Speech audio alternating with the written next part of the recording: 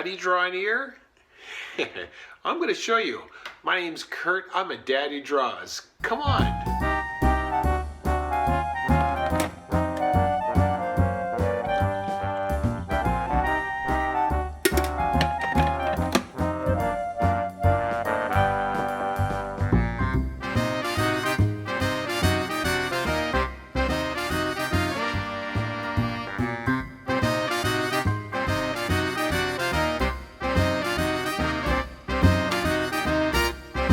Take a look at the ear this morning, and I would take you through some of my steps when drawing the ears. But what I want to show you first, before we get into that, I had pulled out this old sketchbook. The point is that you want to practice every day, and so these little exercises that we do are the great resource. But if you want to add, dynamite to that, this is what you could do. Okay, so I'm going to show you this sketchbook right here, this page. This was my the way that I learned how to draw ears, and I committed myself to drawing 100 ears. Okay.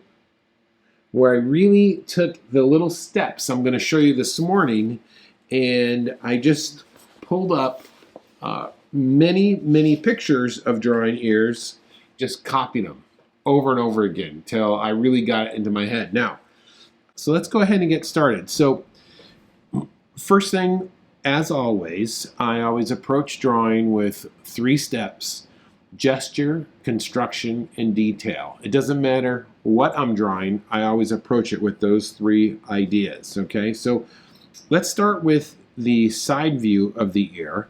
And there's really 3 things I want you to remember. All right, the first is the letter C.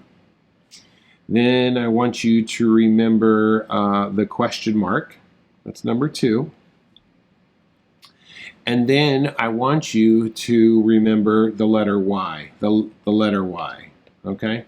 These are our 3 key things that we're going to be using as we are drawing the ear, all right? So first, let's start off with a quick gesture, and I'm going to be drawing this ear up here, all right? So I'm just going to come down.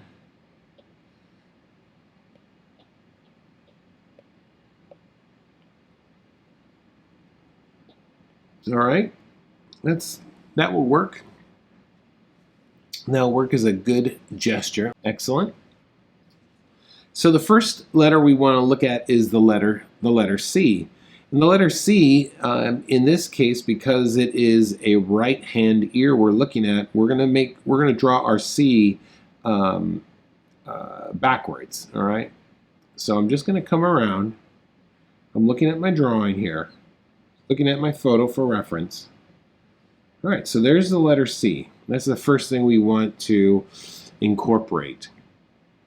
Next thing I want to do is using a question mark. And here's the thing with the question mark when you are going to use it. This will come into play when we're looking at it from a side view. In this case, let's just look at the ear, the question mark like this. All right, so what we want to do is we're going to come up, and I'm going to come in like this. And I like to do this little overlap right there, okay, at the top of the ear there. Next thing I want to add is the Y of the ear, okay? So the Y, and once you see this in an ear, you will never see it any other way, all right? So the Y of the ear is going to come around like this.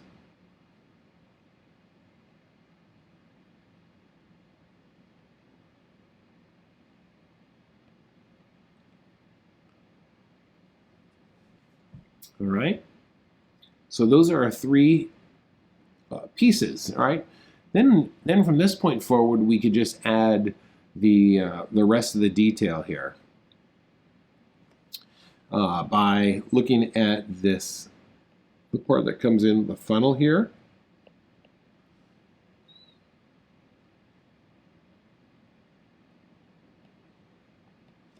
All right, and that's essentially our ear. Those three parts. So we start off with a letter C.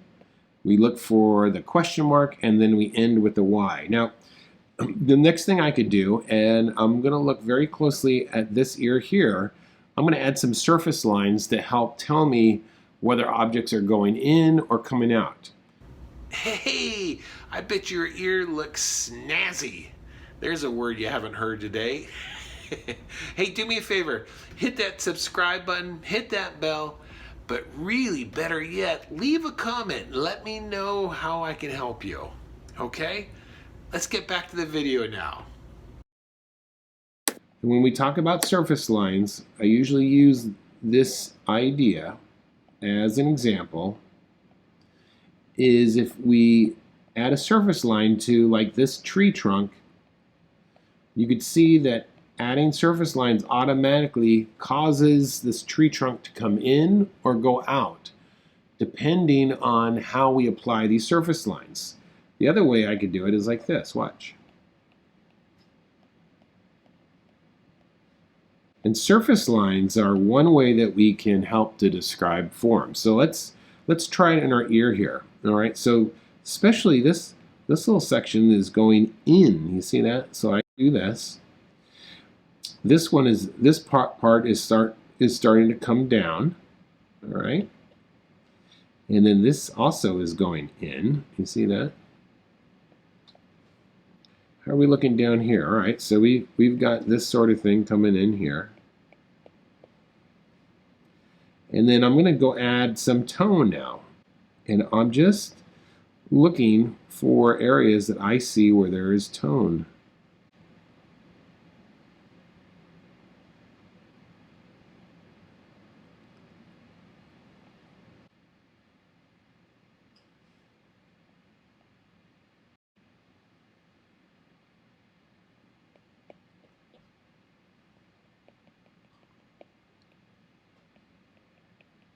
And then once I got my areas of tone down, now I'm going to go back in and darken some of these values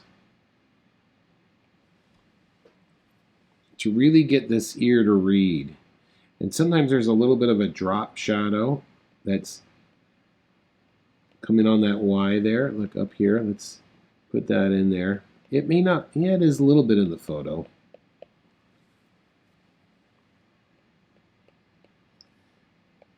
But just remember those three things: the letter C, the question mark, and the Y. Let's go ahead then. I'm going to make this a little bit smaller here, and let's draw this other ear. All right, so this time this is coming on the side of his head. Let's gesture this.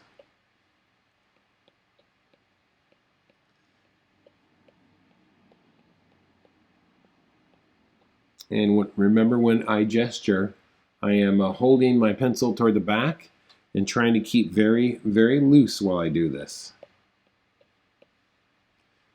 In animation, a lot of times they will draw an ear like this. You see that?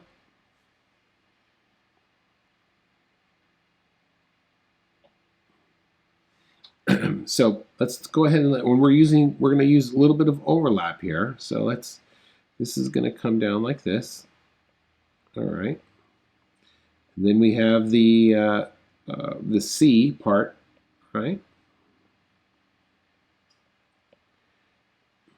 And these are the basics of the ear. It's going to change on different models, but the key is if you get these pieces down right, no one will question your ear, because it just is so common. We are so accustomed to seeing the basics of the ear, we don't even look at it anymore.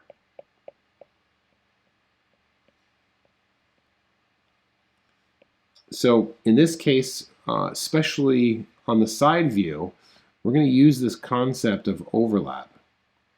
What objects overlap others? So this would be A, B, and C. So let's add some tone here now. as a person ages, their ears get bigger. And next time you see your great uncle, pay attention to the size of his ears. You know, especially in older men, their ears just get bigger and bigger with age. Little kids' ears are really teeny, they're small. So those are something you want to be aware of. Let's see if we could bring in another photo here. All right, here we go.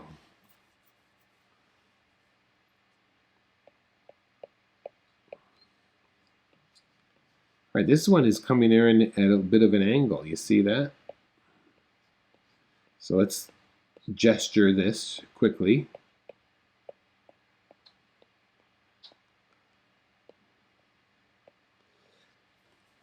And it brings up, again, I just restate this idea of practicing. You know, if you remember these three ideas, to look for the letter C, the question mark, and the Y.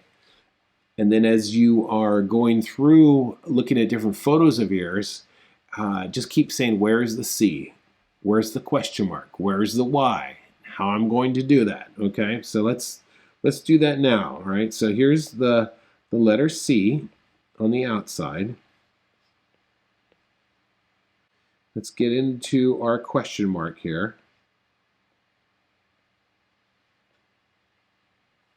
All right.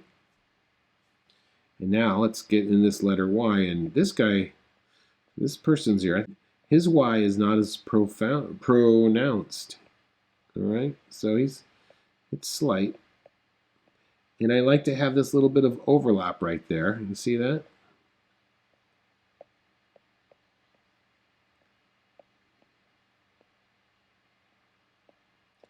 The other thing too is you'll notice when you're drawing ears, sometimes people have an attached earlobe and other times they don't. That could be a very distinguishing feature on some people. Okay, so there's my rough ear in place. Let's go in now and start add some shading, some volume to it. Which I do want to point this out to you.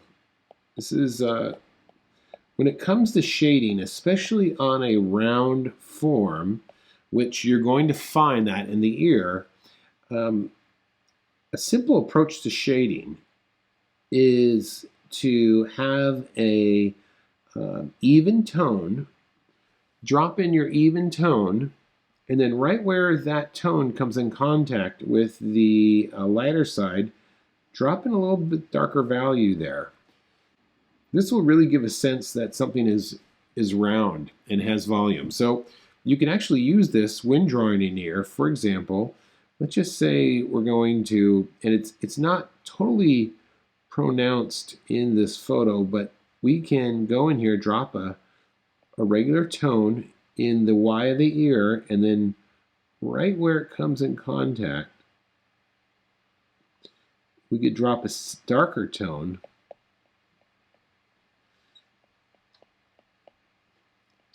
And then we can combine that with some surface lines.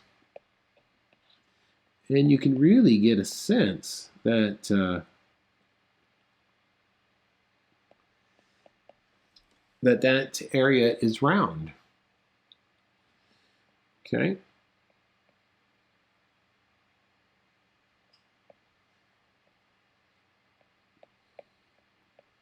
Add some surface lines here that's coming around. And when I'm drawing some of these lines, I'm pushing and pulling, pushing and pulling. This will give your a lot of your lines a lot of character and volume.